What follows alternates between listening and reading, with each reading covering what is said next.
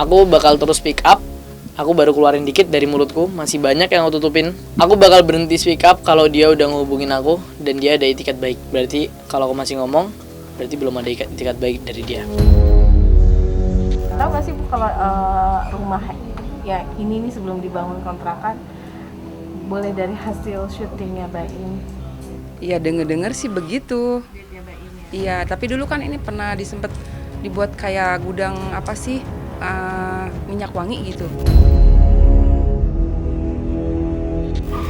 Rumah Baim masih ada? Tadiannya masih ada di sini. Kalau sekarang udah nggak ada, udah jual kali. Sekarang ya udah jadi tempat pulsa, warkop.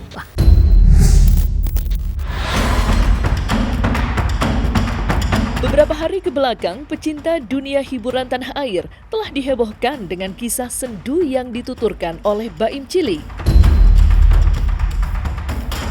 Ia dengan hati yang dibalut api amarah bercampur pilu, pria bernama lengkap Ibrahim Khalil Al-Katiri itu bercerita jika dirinya merasa dieksploitasi dan dirugikan miliaran rupiah oleh sang ayah. Di mana semua hasil jerih payahnya habis entah kemana, mulai dari uang hingga rumah tempat ia menghabiskan masa kecilnya.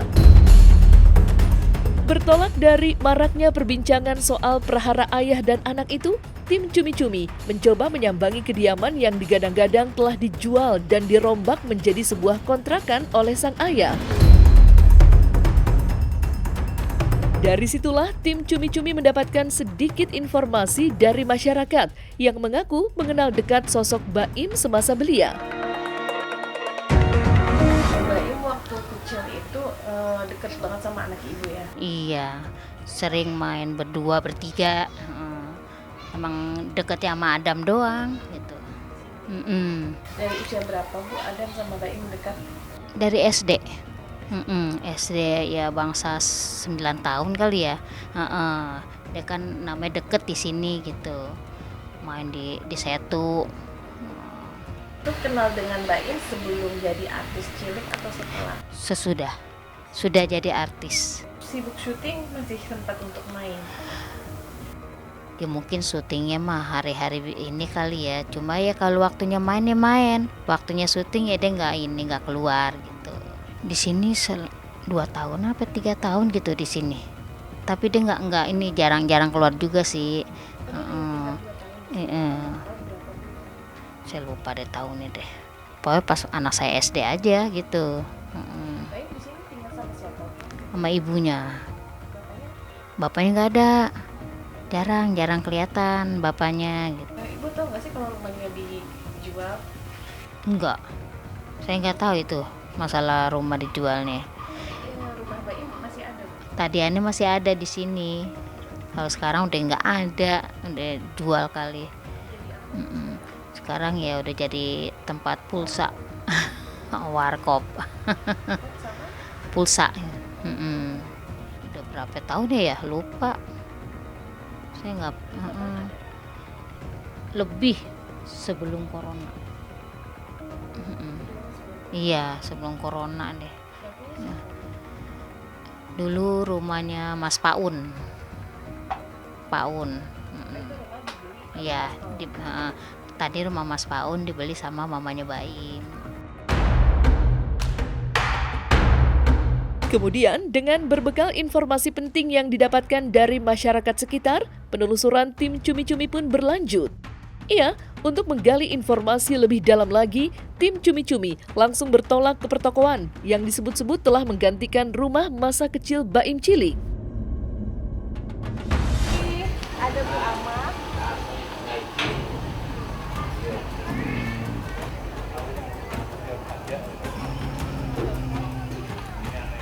Tahu bulat goreng dadakan 500-an. Permisi Pak. Atau Pak, mau tanya Ibu kontrakan sama Baim oh iya, sebelumnya Bapak nggak tahu? Nggak tahu, cuma kalau pengen lebih jelas, lebih tahu sih yang duduk asli di sini. Ada yang di belakang, dia asli sini pas bayi masih di sini, dia juga asli. Boleh nggak saya ketemu? Boleh, coba aja. Yang mana? Belakang saya di rumah satunya, di orang sini asli.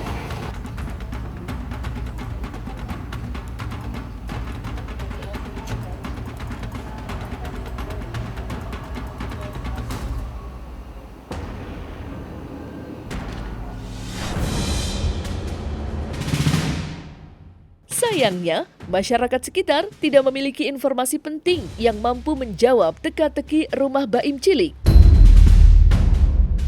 Walaupun begitu, penelusuran yang dilakukan tim Cumi-Cumi nyatanya tidak menemui jalan buntu. Pasalnya, salah satu masyarakat di sekitar pertokoan tersebut mengarahkan tim Cumi-Cumi kepada warga lain yang diyakini sudah lebih lama bertempat tinggal di kawasan tersebut.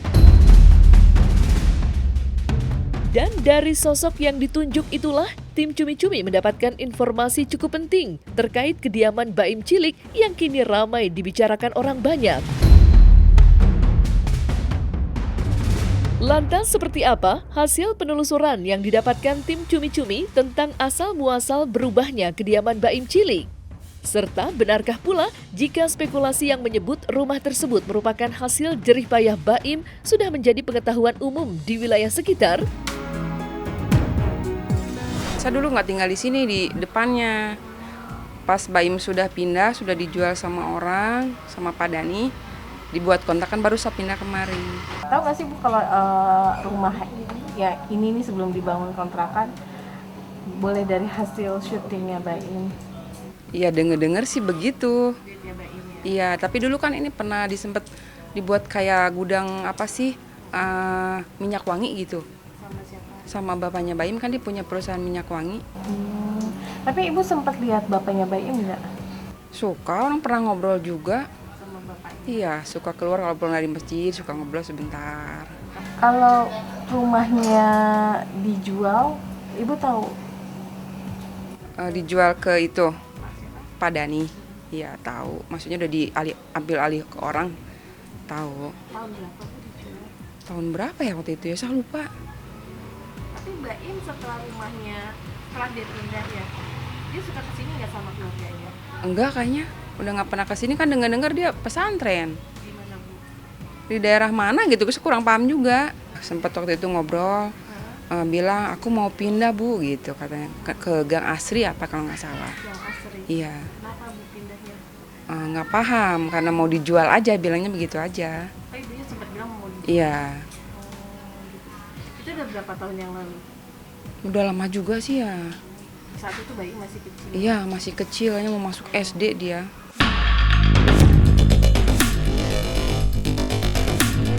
Ya, seakan tidak ada habisnya perbincangan terkait polemik panas antara ayah dan anak itu.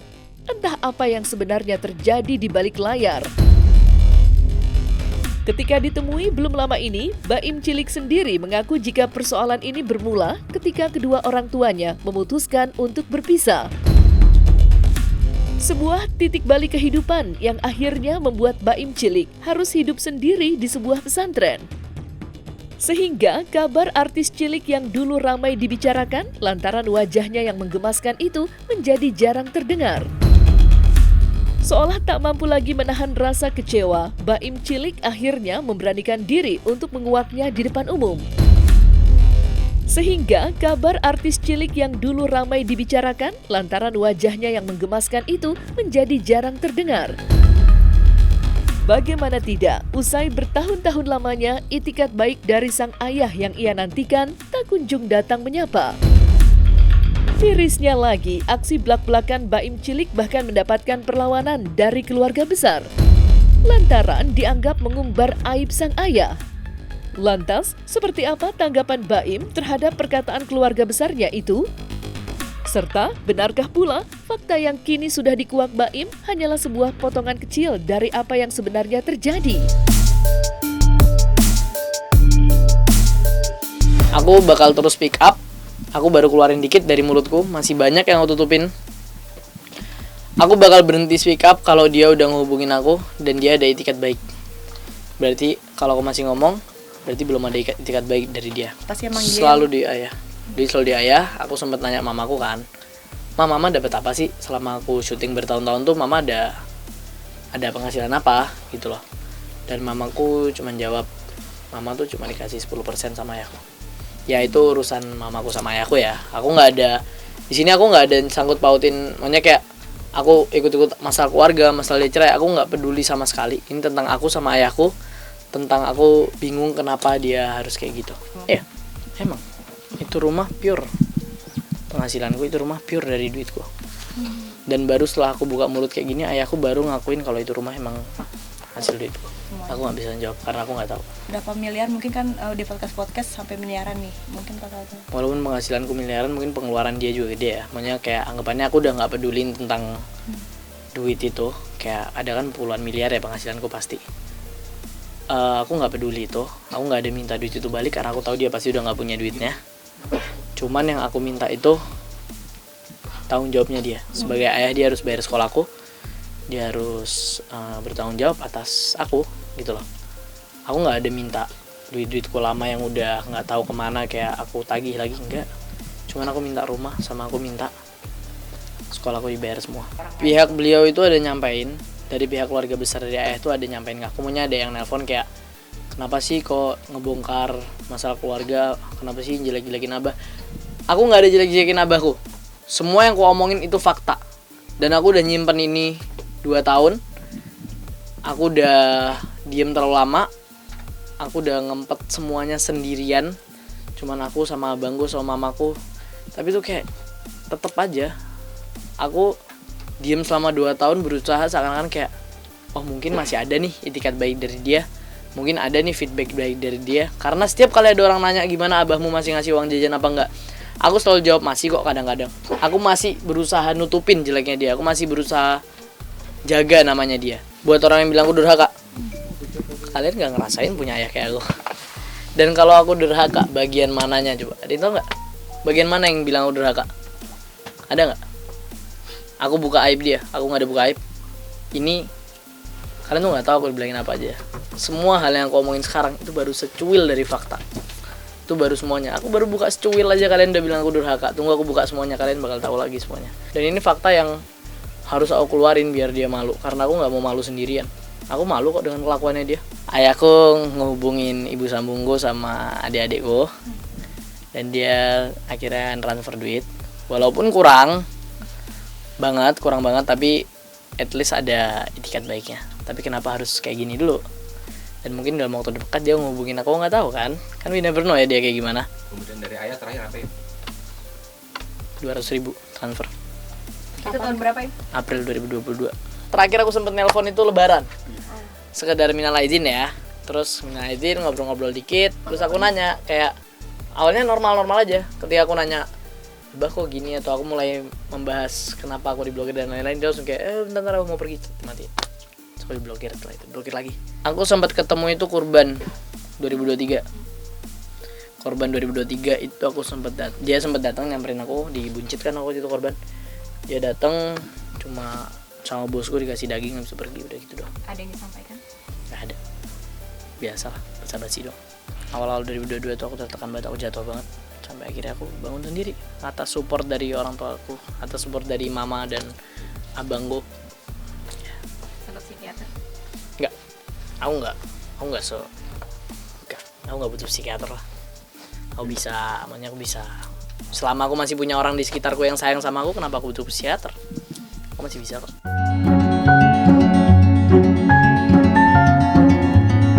Sementara itu, luapan emosi Baim Cilik terhadap sang ayah tidak hanya memancing perdebatan panjang, tetapi juga membuat masyarakat ikut prihatin. Terlebih karenanya, Baim Cilik harus meniti ulang kehidupannya dari nol. Bahkan, ia sampai tak merasa segan untuk berjualan susu di pinggir jalan. Lantaran rasa malu atau gengsi telah disingkirkannya jauh-jauh. Sontak saja, kisah pilu hidup Baim Cilik ditambah dengan pengakuannya yang merasa dieksploitasi juga ikut memancing amarah warganet. Lantas, seperti apakah Deolipa Yumara menanggapi sengkarut konflik keluarga Baim Cilik? Mungkinkah bila semua ucapan Baim itu terbukti kebenarannya, sang ayah dapat tertimpa hukum pidana?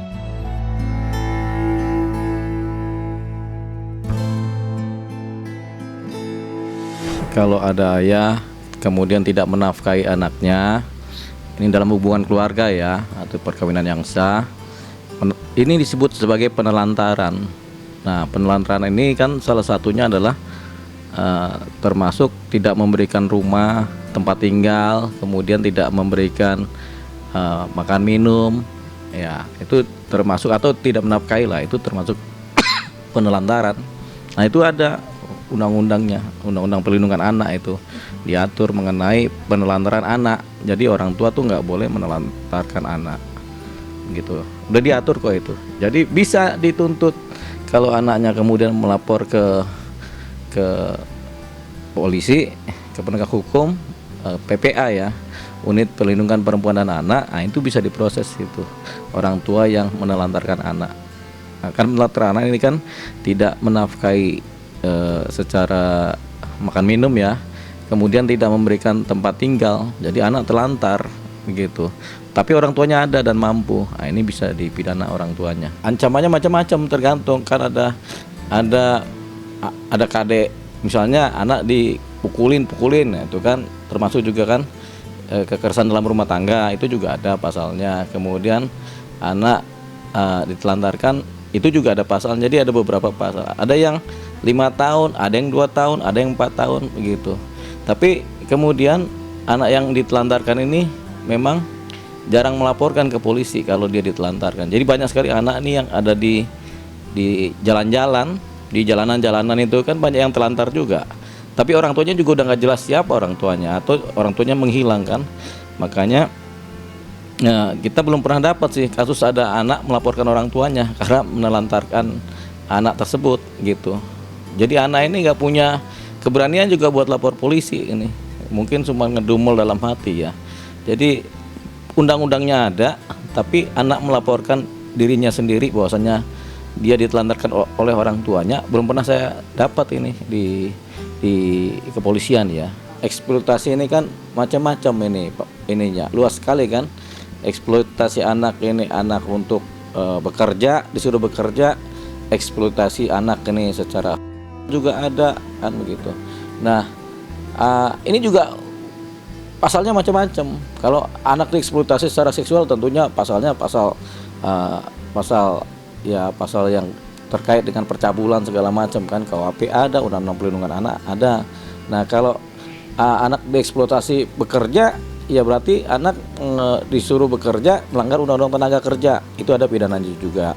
Siapa yang mengeksploitasi anak, dia yang kena pidana gitu. Jadi yang dimaksud eksploitasi ini macam-macam, luas sekali ini. Anak ini dieksploitasi itu apanya yang dieksploitasi? Apakah dia punya bakat dieksploitasi, dia punya keahlian khusus dieksploitasi, kemudian dijadikan oleh orang tuanya mencari uang, itu juga termasuk eksploitasi juga kan. Terus ataukah eksploitasi secara seksual, itu juga ini yang berbahaya kan. Nah, tapi undang-undangnya juga ada mengatur begitu. Jadi luas kalau kita bicara eksploitasi anak, tergantung kasusnya apa yang dihadapin oleh anak ini. Nah, selesai sudah Cumi Lovers, saksikan terus Cumi Camp In-Depth, kabar lengkap, mendalam, dan akurat dari narasumber terpercaya. Dan jangan lupa untuk like, subscribe, dan juga share channel YouTube Cumi Cumi.